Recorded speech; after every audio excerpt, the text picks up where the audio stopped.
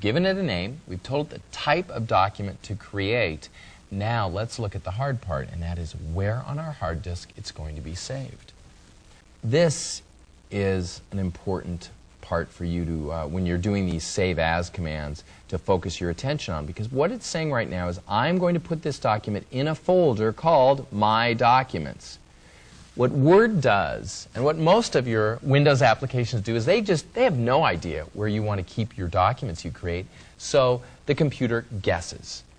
And in my case, that's not where I want to save it. So what we need to learn how to do is how to put this anywhere on our hard disk we want.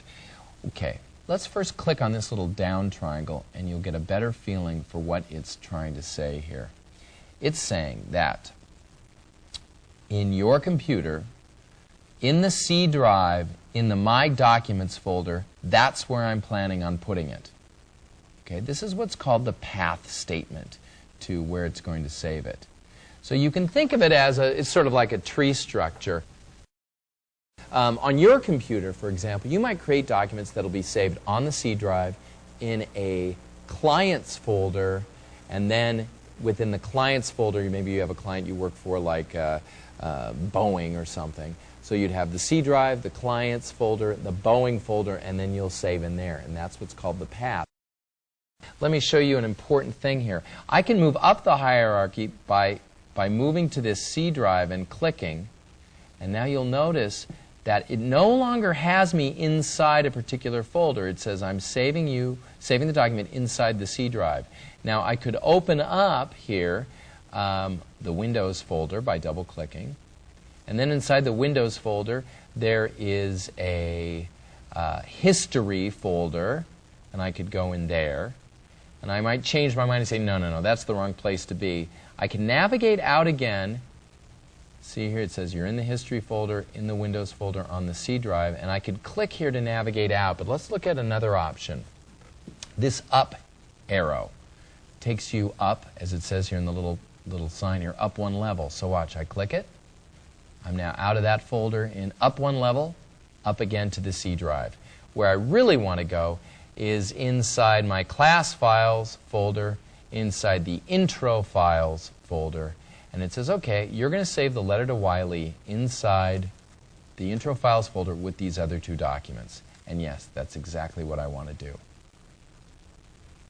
Okay. It has now created that document for real and put it on your hard disk, where it is much safer than just sitting up on your monitor or in computer's RAM, where it could go away at any time. Now, if we make changes to this document, like I say, well, turns out this zip code is wrong. This needs to be a 4, so I'm going to highlight that 5 and type a 4 instead. Well, that change has been registered on our screen and in the computer's memory, but not on the disk. So if we had, let's say again, a power failure, and the computer blanks out, and it comes back on an hour later, and I try and find this document, it won't have registered this change because I never saved it. So let's go ahead. Let's say that I'm done with the letter now, and I'm going to do a File menu and a Save. And now that has been updated onto the disk. Okay, if I'm done with that document, I might decide to go to work on a new document. Now, what a lot of people do when they're new to Word is they say, okay, well, I want to do a new document, so I'm going to close out this one.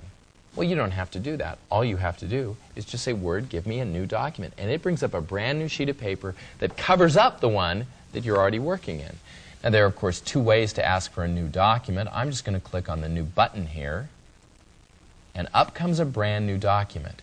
Notice up here in the title bar it says, okay, you're in Microsoft Word, you're now working in Document 2.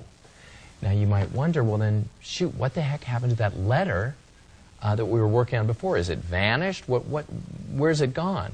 What's happened is you had this letter you were working in, you asked for a new document, the new document came right up on top of it. Now one of the skills you want to learn in Word is how to shuffle between these documents, and this is how it's done. Under our Window menu, it lists your open documents. It says you've got 2 open. You've got this thing called Document 2 and the letter to Wiley. This one is in front, and that's why we see the checkbox. If I drag down and choose this, The other one comes to the front.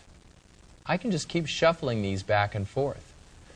You can have dozens of documents open and shuffle back and forth between them, as much as you want. The only real limitation is your computer's memory. If you had a lot of very large documents open, Word might start to slow down a little bit. What about